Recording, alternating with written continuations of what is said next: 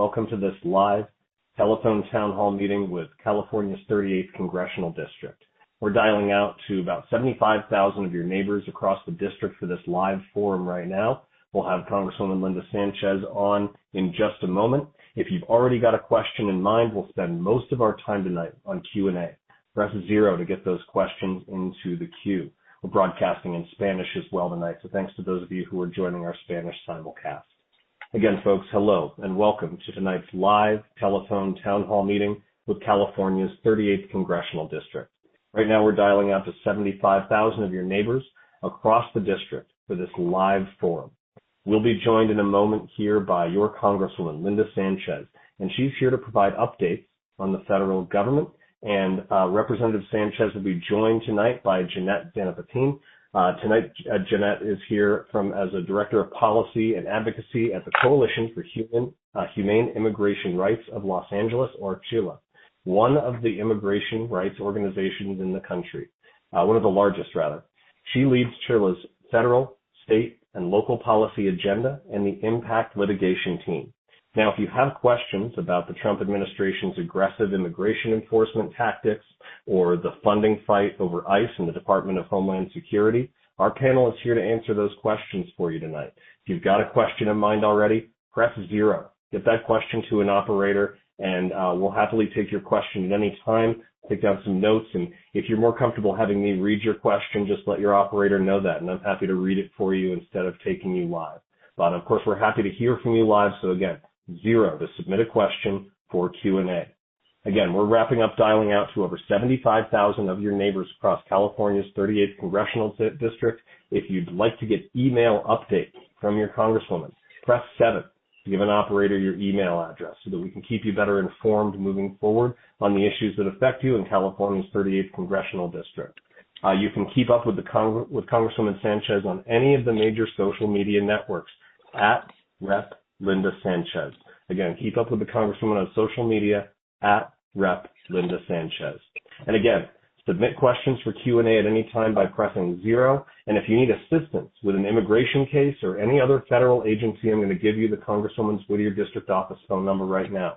That phone number is 562-860-5050. Again, if you need assistance with an immigration case or any other federal agency, you can reach the Congresswoman's Whittier District Office at 562-860-5050.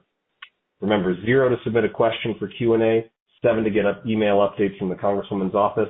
And with that, it's my pleasure to welcome Congresswoman Linda Sanchez. Please go ahead, Congresswoman.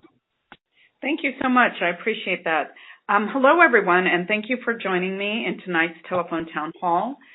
Before we begin with the telephone town hall, I want you to know that this town hall is available with live Spanish translation.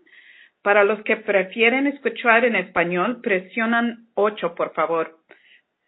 I'm Congresswoman Linda Sanchez, and I'm proud to represent you in Congress. I want to thank everybody who is on the line joining me tonight to discuss immigration and ICE specifically.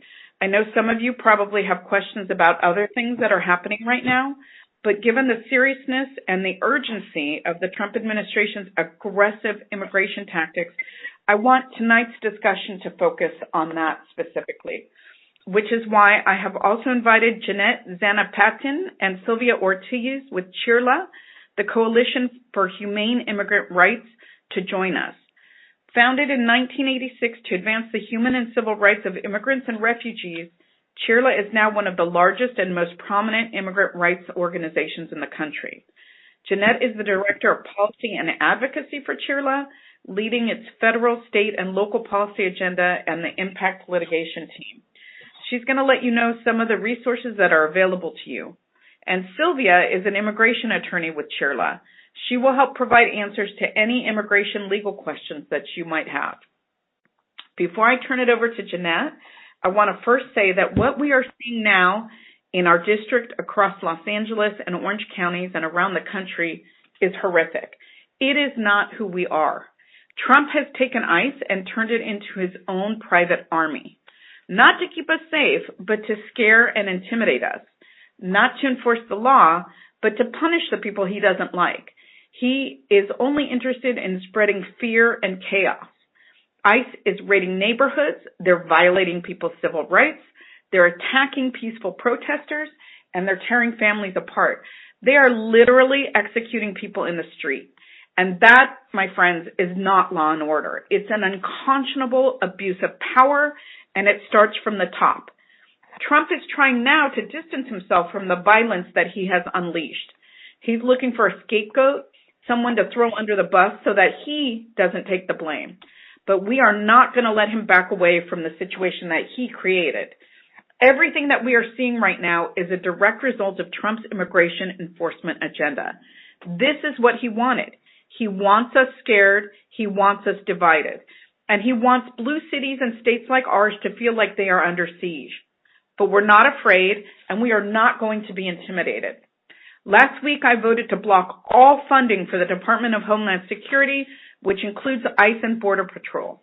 I will not vote to fund an agency that is out of control and killing people with impunity. If Trump wants to run ICE like his own private army, he is not going to get a blank check from me. Unfortunately, Republicans who control the House forced this bill through despite overwhelming Democratic opposition. But our fight isn't over. The Senate now has the bill. They voted the bill down today. Every Democratic senator and 8 Republicans voted against the bill. We are hearing reports of a compromise being reached with the White House. Yes, it might mean a partial government shutdown, but protecting our neighbors is the most important thing right now. And cutting off funding is a big part of that fight. It's the best tool we have to immediately stop ICE, but it's not the only tool we have. I have called for an independent and transparent investigation into ICE's use of force. I've also co-sponsored articles of impeachment against Homeland Security Secretary Noem. She is enabling and encouraging this violence and must be removed from office. And it's why I voted twice to impeach Donald Trump, and I will keep fighting to remove him from office. A president who stokes fear, encourages abuse, and targets communities for his own political gain is unfit to lead this country. But the fight isn't just happening in Washington, D.C. It's happening right here in California. My office and I are working every day to help families that have been impacted by ICE. We're connecting people with legal resources and helping loved ones find those that have been detained. Right now, we're assisting hundreds of individuals. Just recently, 2 parents from Pico Rivera were detained, leaving young children behind. I worked very closely with the city to connect the grandmother who is now caring for the children with legal assistance, rent assistance, and gift cards for food and other essentials. If you know anyone who's been harmed or detained by ICE, please encourage them or their family to contact my office and to also contact their consulate, who oftentimes can stop deportations and provide legal assistance. And if you need assistance contacting your consulate, my office can help you with that as well. I also encourage everyone to document any interactions they have with ICE. These records will help with lawsuits that are being filed by our city or state governments.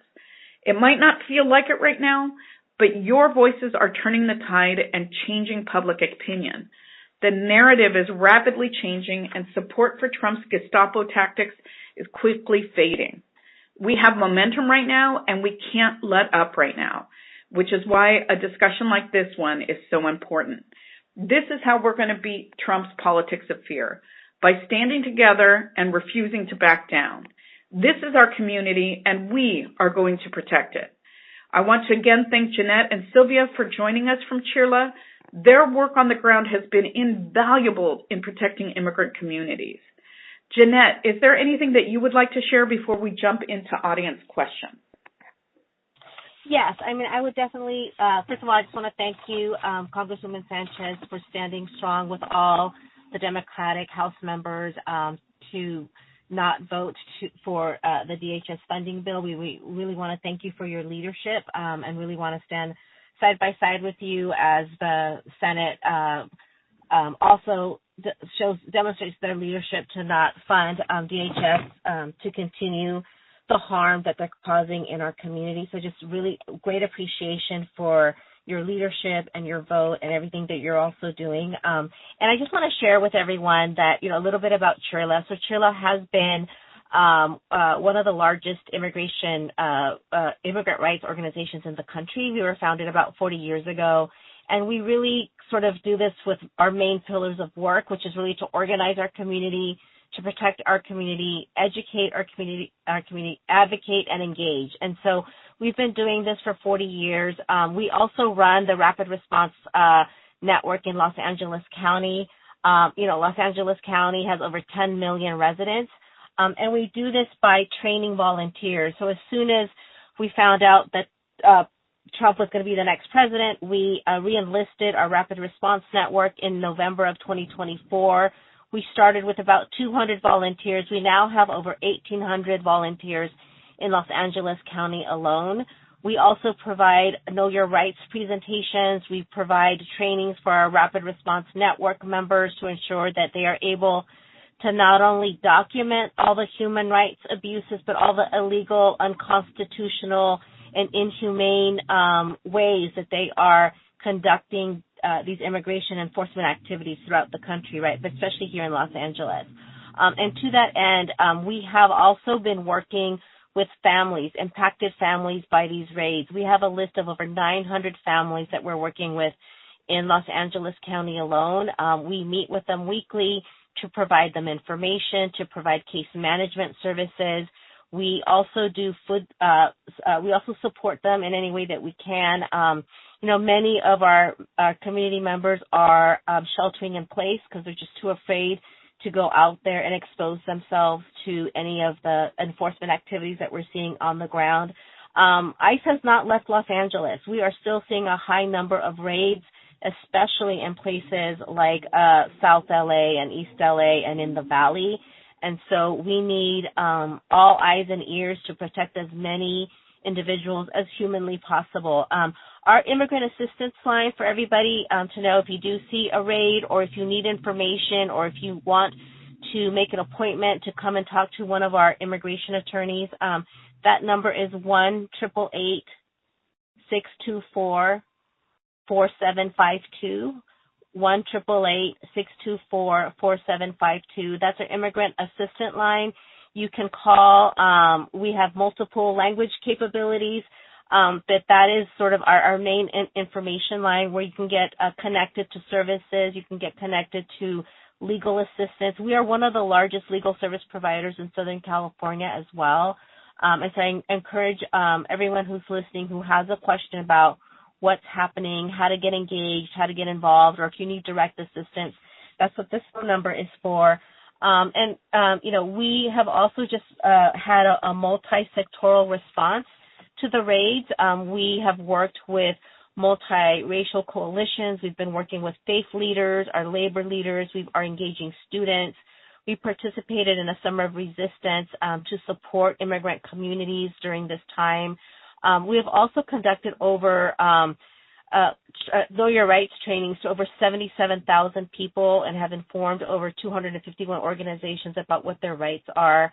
We continue to provide direct representation to individuals who are housed in Adelanto, California City, and B18. These are the main detention centers in Southern California. We engage our members of Congress directly to either go with them on oversight visit to detention centers, but also to meet with families that have been impacted by these raids. And we also are fighting and using every tool we have in our toolbox. We are part of the LA raids case and really trying to protect and preserve the rights of all of our community members, especially immigrants, but we're also in fighting for democracy at this moment. As the Congresswoman mentioned, this is a pivotal moment. It's a watershed moment where we have just seen atrocities being committed in Minnesota, in Chicago. The little boy, Liam, who has been detained in Dilley Detention Center. These are things that we have never seen before. I'm also an immigration lawyer. I've been practicing for 30 years. We've never seen anything like this. So I encourage you to seek assistance. We're here to help. And again, we're here to utilize every tool in our toolbox to defend democracy and defend our communities. So I encourage you to visit our website. It's also www.chrla.org,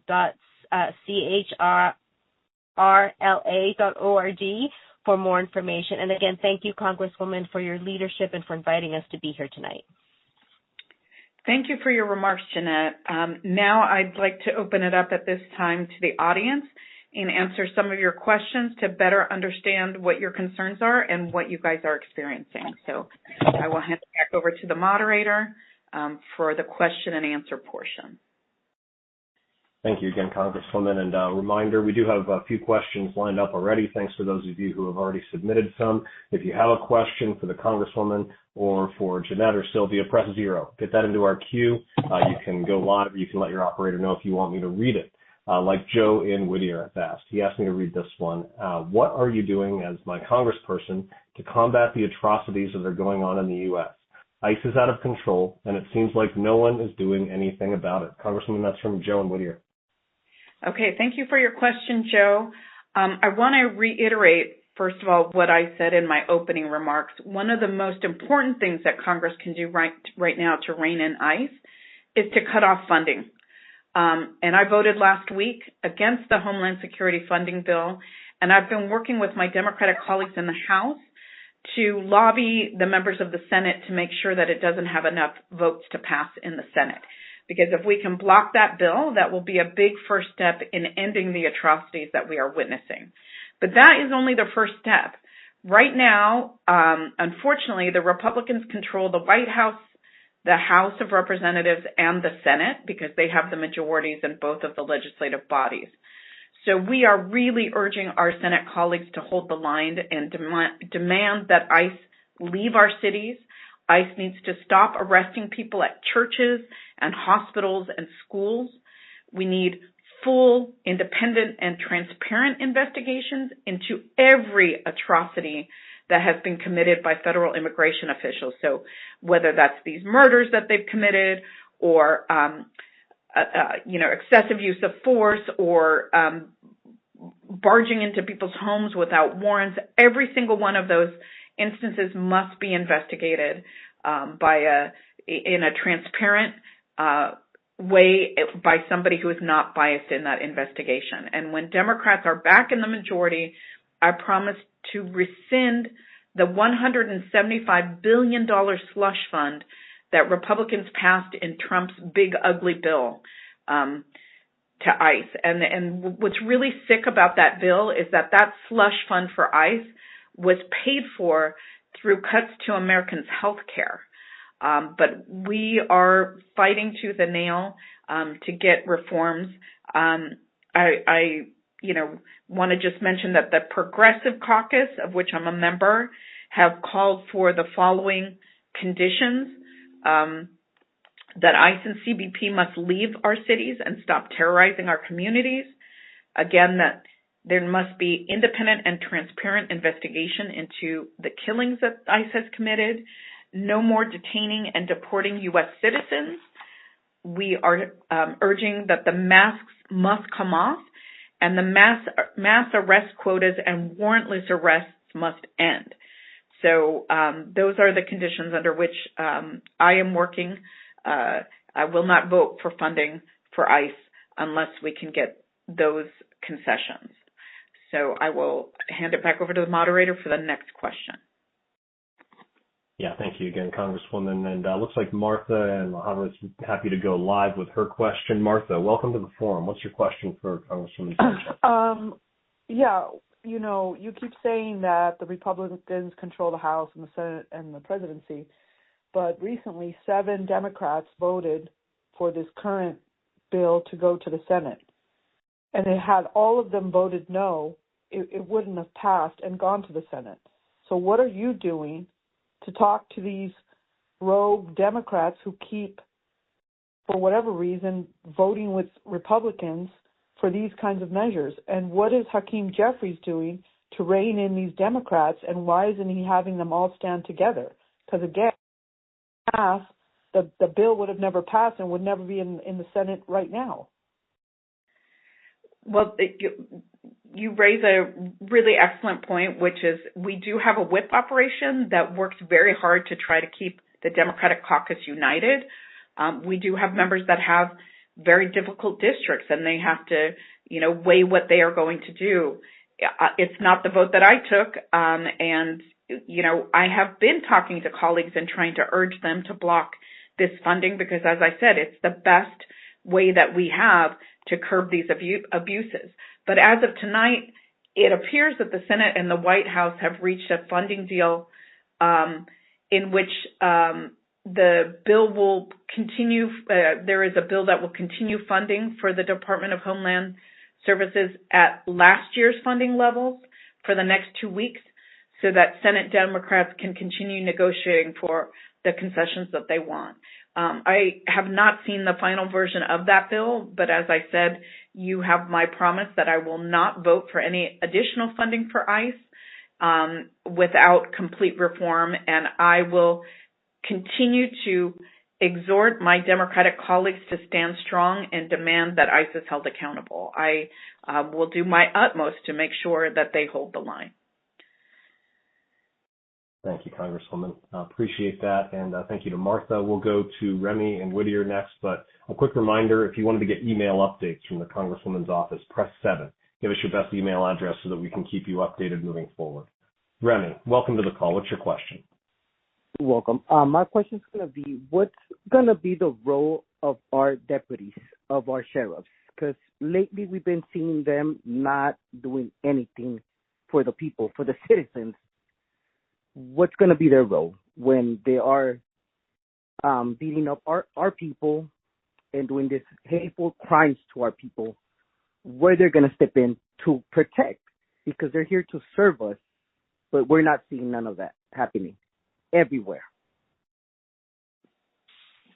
Yeah, thank you for the question, Remy. I will say that under California's sanctuary laws, which is SB 54, state and local police and sheriffs are generally prohibited from participating in federal immigration enforcement. Instead, their role is to focus on local public safety, and they are mandated to protect all residents regardless of status, and they may not impede what ICE is doing, but they can certainly investigate what ICE is doing. They can document what ICE is doing, and the successes that we have had have largely been in bringing cases against the government for their power overreach. So, the Republican-controlled Congress is not willing to hold this administration accountable for what ICE is doing, but we tend to have very good outcomes when we take these cases to court. So local law enforcement can assist, as I said, in documenting and investigating situations in which ICE is using excessive force or violating people's civil or constitutional rights. Thank you again, Congresswoman. Thank you to Remy for being a part of our call here. We're going to go right to Danielle in Norwalk next. Danielle, you're live. Go ahead. Thank you, Congresswoman, for your diligent efforts in this matter. My main question as an educator, what do I tell children who are living in fear? What do I tell them? What do I tell them how we're going to help them and we're here for them?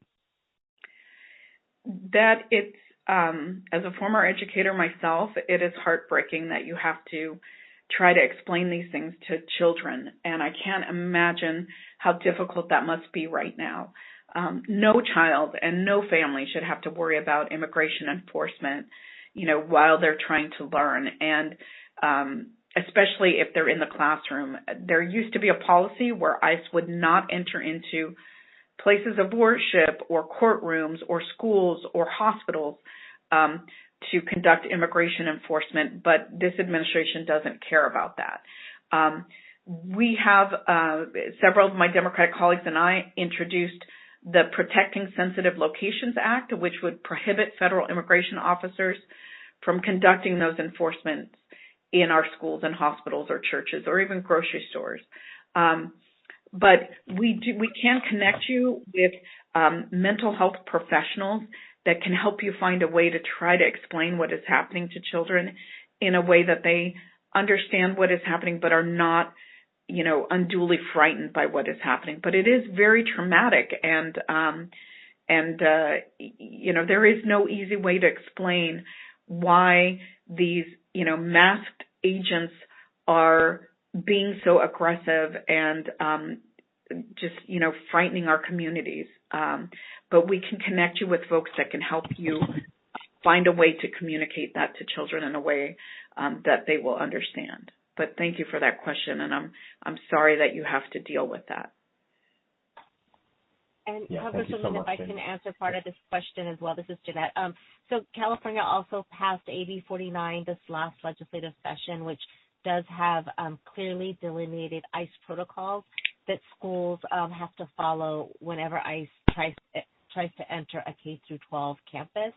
And the Attorney General is in the process of finalizing those protocols by March. And so we also passed legislation in California to extend more protections to schools as well. And there's also legislation that would require schools to notify family and the surrounding community if there is ICE presence on campus. So we are trying to figure out also additional ways that the state could provide protection to schools and children, given what we're seeing on the ground and the way that this administration is engaging in enforcement operations. Thank you so much. Appreciate those answers. And thank you again to Danielle and Norwalk. Appreciate you being a part of our forum and, of course, being an educator. We'll go to Araceli in Roland Heights next. Araceli, you're live. Go ahead, please. Hi. Thank you for having me. I would like to know if you can help our communities. I know some organizations are providing whistles to the community. I would suggest instead of whistles, self-defense sirens. Usually these are carried by women to prevent assaults. I carry a siren called Birdie, and I think it's important to warn for help, yell for help louder in these situations right now. Will you be able to provide organizations with sirens, self-defense sirens for our community, and especially high school students, because most of these students are getting abducted. My is a psychologist, and she's telling me that her students are fearing for their life. All right. Thank you, Araceli. Congresswoman, do you want to take this one on from Araceli in Roland Heights? Sure. And thank you so much, Araceli, for your question. I'm not sure that we can get funding for self-defense sirens. That's something that I definitely can look into, and I will look into.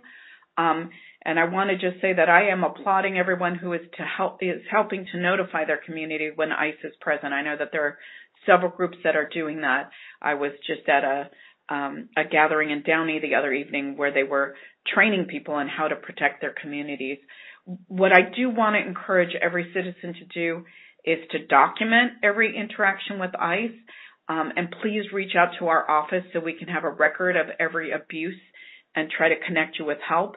If you are going to record ICE on your phones, the preference is that you do it when you are not in a car, because they oftentimes use cars to say that that's like a potential risk to them, that you're threatening them in your car, which is considered a deadly weapon. But if you do see ICE apprehending someone on the street, or if you're confronted with them, video recording is very helpful. Don't put yourself in harm's way necessarily. And if you don't feel safe, you can remove yourself from the danger and then call my office and let us know what you saw. Write it down so that while it's still fresh in your memory, because these stories and this documentation is going to be very helpful in potential lawsuits that state and local governments are bringing against the Trump administration. I'm interested to see if maybe Sylvia or Jeanette have anything that they would like to add to that answer. It's an interesting. Go ahead, Sylvia.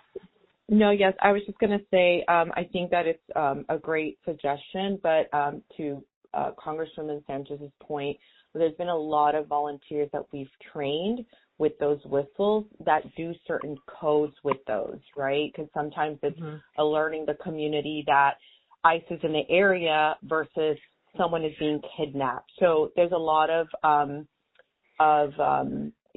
effects that those whistles have. And, I think also to the point, it's easier for us to pass out more whistles because they're more cost effective than larger sirens. So there is, almost like Morse code in some of those whistles. So I just do want to highlight that they are doing what is intended to alert the community, warn people to then call us right away so that we can get folks out on the ground, follow the units if possible, get to the detention centers, figure out where they are. So I do want to highlight that because it is something that we've really trained our volunteers with the whistles. And I'll pass to Jeanette. Thank you. Yeah, no, I think that's pretty comprehensive, Sylvia. That's we can go on to the next caller. All right, thanks to each of you. Really appreciate those answers. Thank you to Araceli. Appreciate you being on the call with us. And we'll go to a question from our Spanish simulcast broadcast next year. This comes to us from Anna, who's in LA and asking, what does the Congresswoman know about when ICE will stop going into our communities to round people up? And Congresswoman, again, that's from in our Spanish simulcast. Yeah. So unfortunately, we don't know when and where ICE will show up. We are not given that information, and we rely very much on the public to let us know when they arrive in their communities and their neighborhoods. So if you see something, please let our office know immediately and document everything that you can. But that is one of our demands of withholding funding for DHS, and that's the easiest way that we can control where ICE is engaging and where it is not, is by holding up funding to them. So that is why we are, so adamant that Senate Democrats hold the line and get ICE out of Minneapolis and Los Angeles and the other areas where they've been deployed. But thank you for the question. Yeah, thank you so much, Congresswoman, and thank you again to that question from listening from Los Angeles. And we are going to go right to our next one from Gregory in Whittier. Gregory, thanks for waiting. Go ahead. Thank you. Thank you, Congresswoman Sanchez, for all that you're doing for the community. I would ask if you are open to signing impeachment inquiries against Kristi Noem for basically her crime and incompetence. And also if we, and I hope we do win in November 2026, the Democrats win, and it's important for everyone to vote, if you are open to impeaching Donald Trump, because it's obvious of all the crimes that he has done and violations of the Constitution. I know it might be politically risky, but I think it's something we have to do for history, and just wondering what you think on that. And finally, to the audience, I'm wondering if we do have a shutdown, it's very important perhaps that we go to our local food banks and contribute whatever we can to help the communities that depend upon some of the sources of the income from that shutdown. And finally, what are we doing to register young people, 18 and over, or preparing them if they're 17 and over, to vote in the next elections? Are we going to colleges and high schools? And I think that's very important to get the younger people in protecting their democracy. Thank you. Thank you for your question, Gregory. I'll start with the first thing you mentioned, which was Kristi Noem. I will say I served with her when she was in the Congress, and she is probably one of the least competent people that I know. I want you to know that I was one of the first Democrats to join my colleague Robin Kelly in filing articles of impeachment against Kristi Noem, and I am very hopeful that our Democratic leader Hakeem Jeffries is going to pursue impeachment in the coming weeks. And again, I just want to mention that public sentiment matters. So if the public starts that drumbeat that Kristi must go, it's really going to pressure Republicans into acting and doing something about it. With respect to your question about Trump, I have twice voted to impeach President Trump, and twice Republicans have blocked consideration of his impeachment. But I am open to it again at the attempt in the future. Got it. Thank you again, Congresswoman. Appreciate that answer. And we'll be going to Franklin live in just a moment, but we have a survey question. We want to get your opinion on this issue. So since Gregory's brought it up here, question is, do you agree with the Congresswoman that Secretary Noem should be removed from office? Press 1 for yes, 2 for no, and 3 if you're unsure. So again, our question for you, do you agree with Congresswoman Sanchez that Secretary Noem should be removed from office? Press 1 for yes, 2 for no, and 3 if you're unsure. And let's go ahead and get to Franklin in Norwalk while you're taking that vote. Franklin, welcome to our call. Hi, thank you for having me. My question is, why do we spend so much time fighting to remove ICE if we know that that's impossible, almost impossible? Every country has it. Why don't we focus more on the law that it's been available to the people to vote for, like the dignity law, that would open a lot of doors for our people? Why don't we focus on getting that through instead of fighting this way? Like, I feel like we're focusing on fighting things we're wasting our energy doing it the other way around. Why don't we fight for our people when the way it matters? Well, I appreciate the question, and I will tell you that I have been working and fighting for immigration reform for more than 10 years in Congress. We have had many bipartisan bills that were passed by the House, but then the Republican-controlled Senate wouldn't allow the bill to come up for a vote in the Senate. We had a bipartisan bill that was passed in the Senate at one point, but then the Republican-controlled House would not bring that bill for a vote, and you need both chambers to vote in favor of a bill and for it to pass both chambers before it can go to the president's desk for signature to become law. So the two fights are not mutually exclusive. We work very hard to try to get common sense immigration reform, and I want you to know that I have worked my entire congressional career to try to pass comprehensive immigration reform to give relief for the 11 million people in this country who have lived their lives in the shadows for decades. I introduced in the last several Congresses the U.S. Citizenship Act, and I'm working on reintroducing this bill to provide an overhaul of our broken immigration system. And I've been working on colleagues to get on board with that bill and trying to convince Republicans that they should support it. So I'm working very hard at the root problem, which is an immigration system that it just doesn't fit our modern day needs.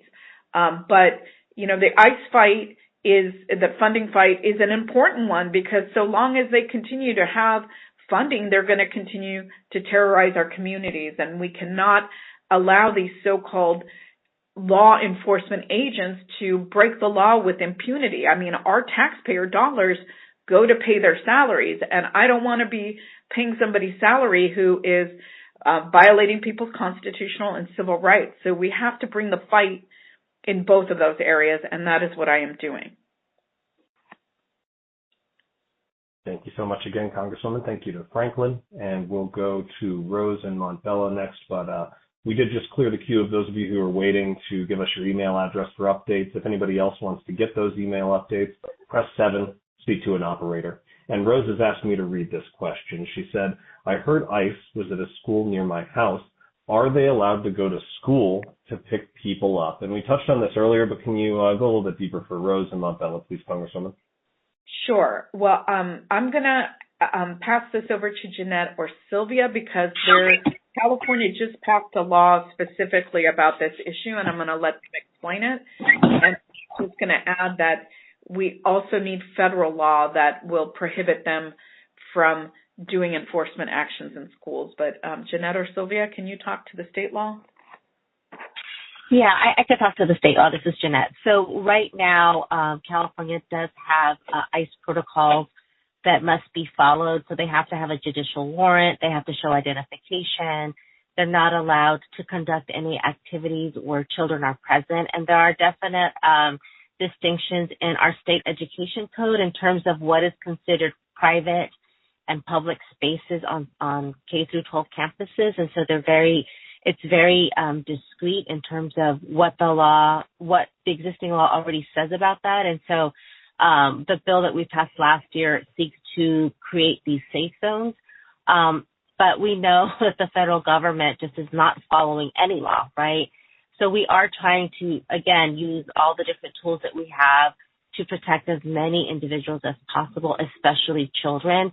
And right now, as I mentioned earlier, our Attorney General is drafting these model policies, and they should be schools already know what the contours of the law say, but the AG is drafting these protocols to ensure that we have statewide consistency and uniformity in application, because we want to make sure that a school in Redding, California is doing the same thing as a school in Boyle Heights, because we want to make sure that we are protecting students. And then we also have a bill that just got introduced in California that seeks to create safe zones around secure locations, just like the bill that the Congresswoman just mentioned at the federal level. So we are doing everything we can. ICE agents did attempt to enter two schools in Southern California, I think in April, but luckily those school administrators were trained and they did not let them on campus. And so at least in California, we haven't seen ICE cross that line as much as we've seen in other places like Minnesota, where we're hearing reports of them going into schools and things like that. But we have, to our best effort, try to extend a layer of protection for children here in California. Thank you so much. We are very fortunate that California as a state, our state legislators are very involved in trying to protect people's rights. And as I said, at the federal level, we have introduced the Protecting Sensitive Locations Act, which would prohibit ICE from entering schools and other sensitive locations to do enforcement actions. Yeah, thank you again. Appreciate you, Jeanette. Thank you, Congresswoman. And we'll go to Jonathan next in La Mirada, who's asked me to read this one. Jonathan says, ICE agents are masked and taking photos, making a database of protesters. How are we being protected from misuse? Is there any plan later on to hold these masked ICE agents accountable statewide? Can our local law enforcement, our laws, and are they breaking these laws while on the job and on the front when they're speeding and running lights, which Jonathan has reported from La Mirada? Can you take that on, please, Congresswoman? Yes, of course. The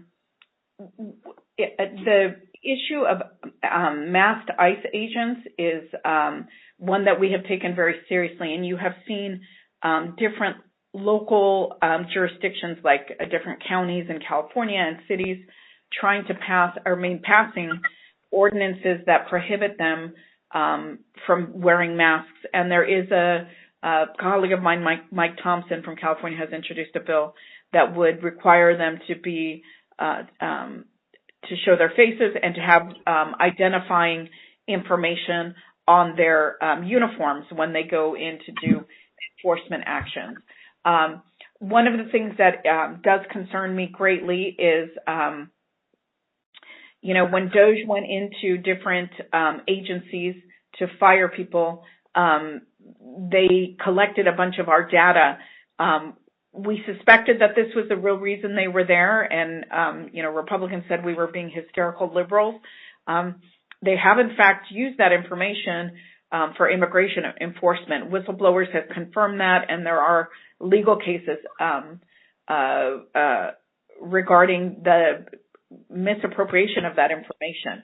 But it is, I am afraid that they are misusing that information and may use it to try to identify protesters.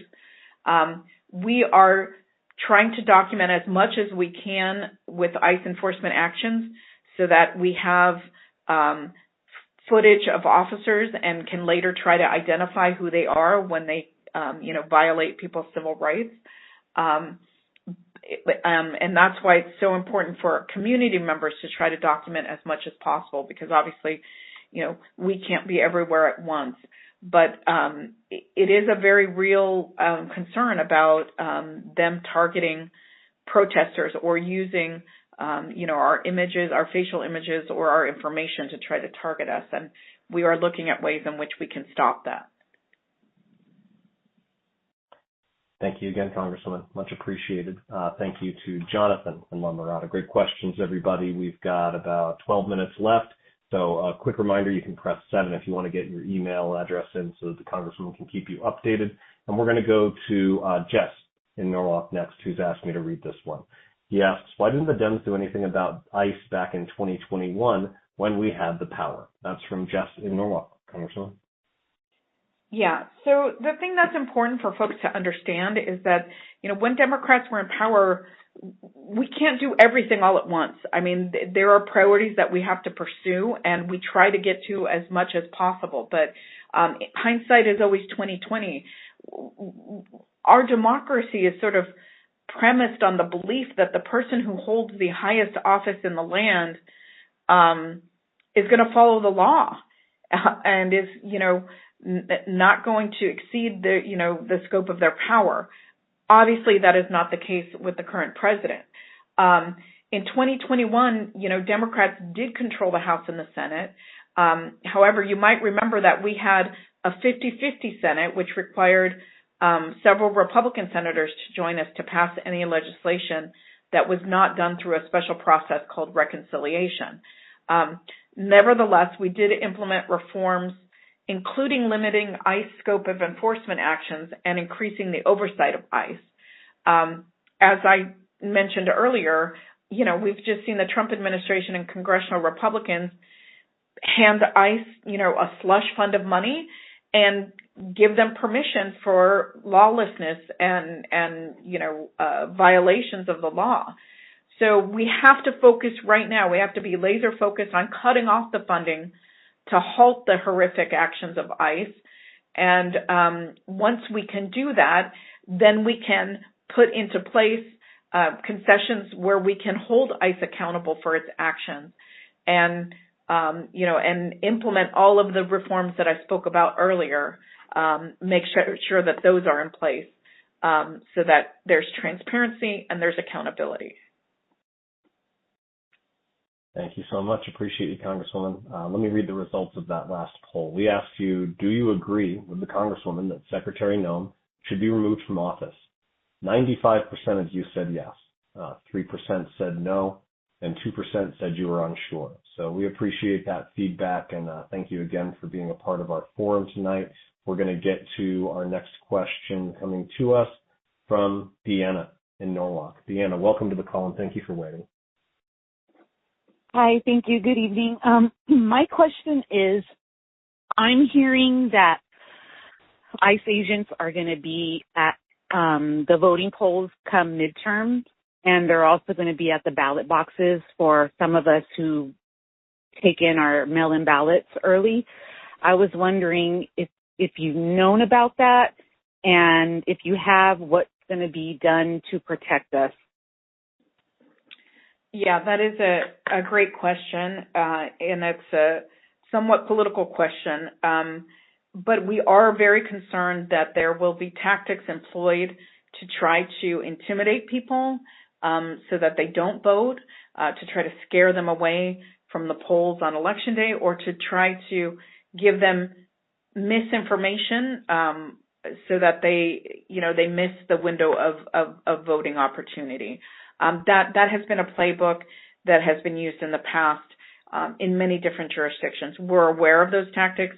My understanding is that there is a ballot protection program where they employ attorneys to monitor locations to make sure that if those kinds of incidences happen, they're reported quickly and they're shut down quickly. But I would not put it past this administration to try to utilize ICE agents in that way to scare and intimidate people from participating in our democracy. But we are working very hard to try to put a plan into place that will stop that. Thank you, Congresswoman. Thank you, Deanna. Appreciate you. And let's go right away to Kathleen. Kathleen in Norwalk. Kathleen, welcome. You're live. Hi, thank you for having me, and thank you, Congresswoman, for everything that you're doing. My question is, what are our rights if we are protesting and we are apprehended by ICE as U.S. citizens? Yeah, excellent question, because we have seen U.S. citizens taken into custody. As a U.S. citizen, you have every right to practice your First Amendment right to free speech, but unfortunately, it's not illegal currently for ICE agents to spray people with pepper spray or mace. But I have co-sponsored legislation, the Stop Excessive Force in Immigration Act, which a fellow Californian, Scott Peters, has introduced, and that would prohibit ICE and other federal immigration officers from using that type of force, including mace and pepper spray, etc., on people who are peacefully protesting and exercising their First Amendment rights. Thank you so much. Appreciate you again, Congresswoman. And we've got time for one more question. This one comes to us from Dan in Whittier, who's asking, how can the constituents become more involved with your office to push these issues along? Again, that's from Dan in Whittier. I love that question because I'm always looking for folks to get engaged.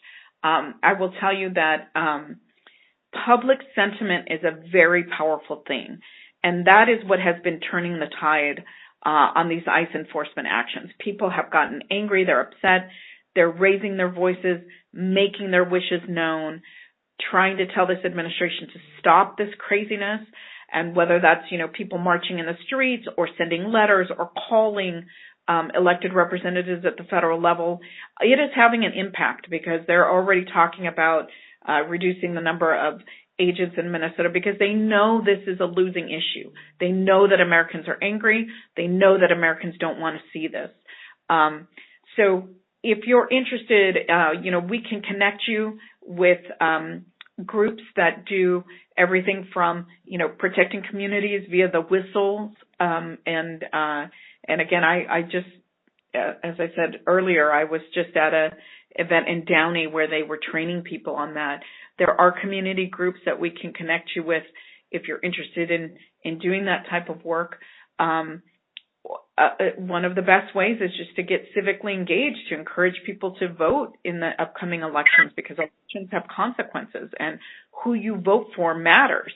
So getting people engaged and, participating in, I mentioned earlier the ballot protection program. If you're interested in doing that, being an observer or, helping get people to the polls, that's a really great way that you can help push a good, positive agenda. Thank you again. And that's the last question we have time for. We've got a few minutes left here for some closing thoughts, Congresswoman, from you and from your guests, Jeanette and Sylvia. I did want to mention we've got a few folks who we flagged for follow-up from your office that have some interesting situations where I think they're going to need a call out from you. So Antonia in Whittier, Sophia in La Habra, Amelia in Whittier, Carolyn in Norwalk.